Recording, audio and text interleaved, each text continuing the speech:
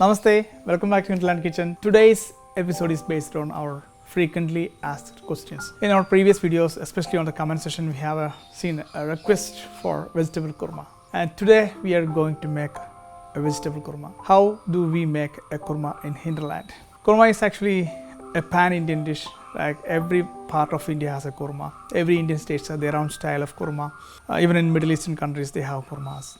Meat kormas, vegetable kormas, different varieties of with different ingredients. Today we are going to make a Hinterland style korma. We are going to cook with coconut oil, and our vegetables are being cut into cubes.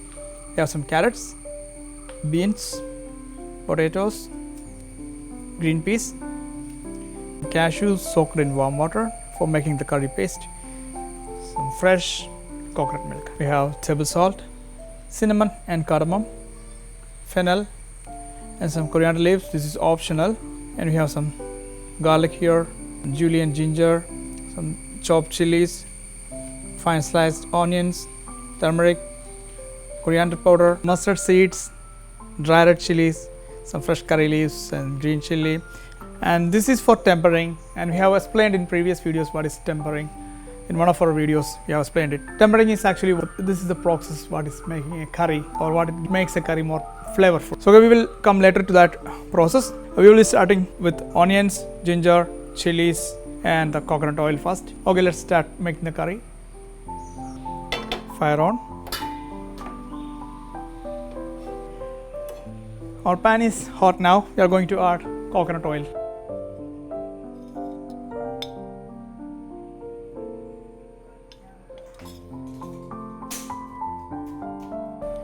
And we are going to add our Julienne ginger.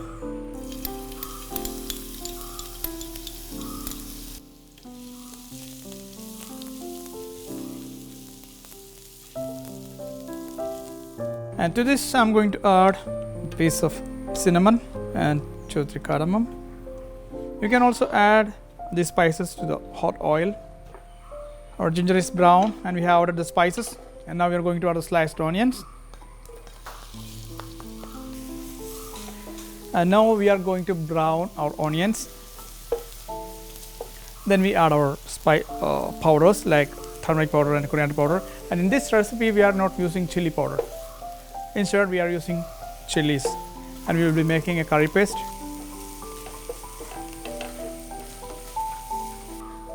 Our onions are brown now, and we are going to add spice powder. First we will be adding turmeric powder, coriander powder,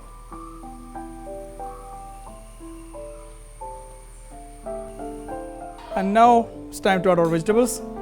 Chopped beans, carrots, chopped potatoes,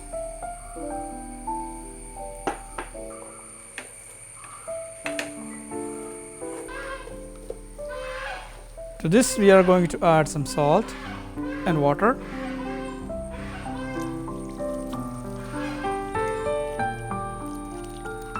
Enough water to cover the vegetables.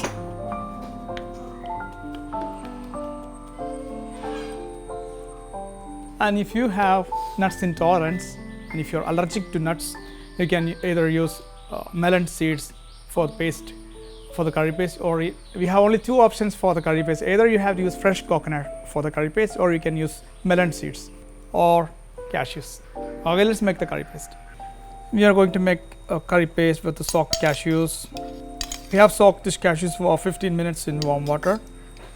Into this, chopped garlic, chopped green chilies, fennel, and some coriander leaves.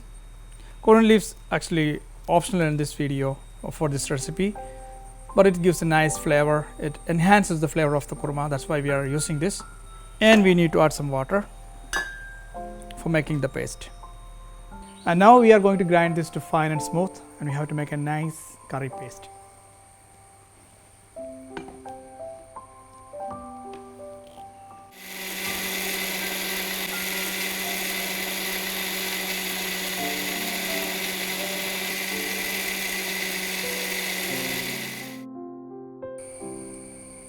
Our curry paste is ready.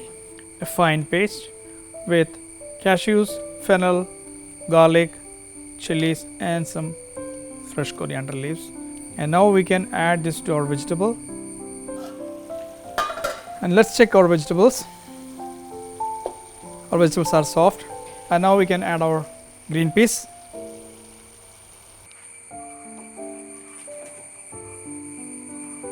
We have added green peas that was frozen, thawed green peas we have added. Needs a few minutes of cooking. And to this we are going to add our curry paste.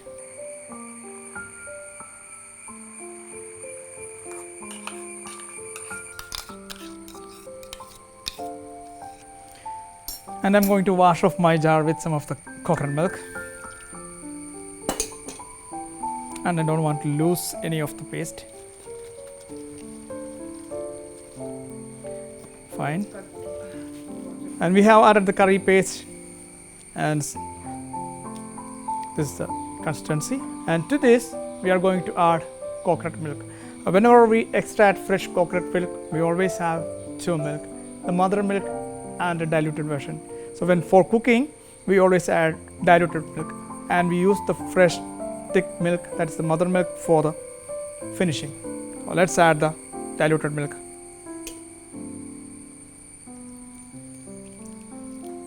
And we have to bring this to boil. Then we add the first milk. Then we finish the curry.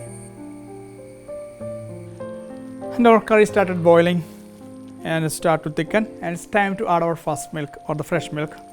And when we add the fresh milk, we don't let it to boil for a long time, otherwise it will curdle and it will lose the texture of your curry. You don't get a fine texture. And it's time to add the fresh milk. Turn down the flame and let's add the thick milk.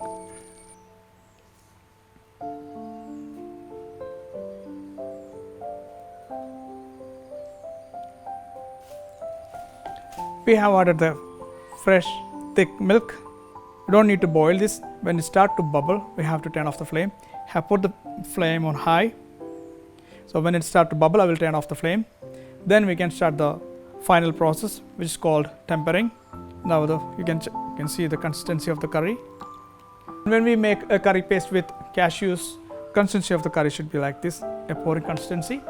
Otherwise, when it sits for some time, when the curry gets cool, your curry will be more thicker. And now it start to bubble.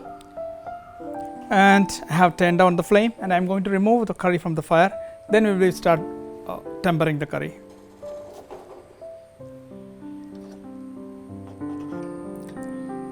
Our pan is on fire, and this pan is actually specifically made for hoppers. That's called appam. But this is not now in use, and that's why I'm using for tempering. And we are going to add coconut oil first for tempering. So when we fry all these ingredients, the dry red chilies, mustard seeds, curry leaves and some chilies, when we add this to hot oil, they will release their essential oils, and that will give a nice flavor to the curry and make the curry more flavorsome. Let's add coconut oil. Our oil is hot enough to add the ingredients. First we are going to add mustard seeds.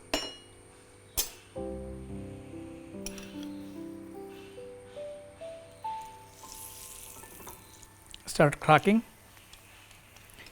Add dry red chilies. And I'm adding 2 sliced green chilies for an extra flavor. And fresh curry leaves. And if you don't have fresh curry leaves, you can also add dried curry leaves. Now we are going to pour this over our curry.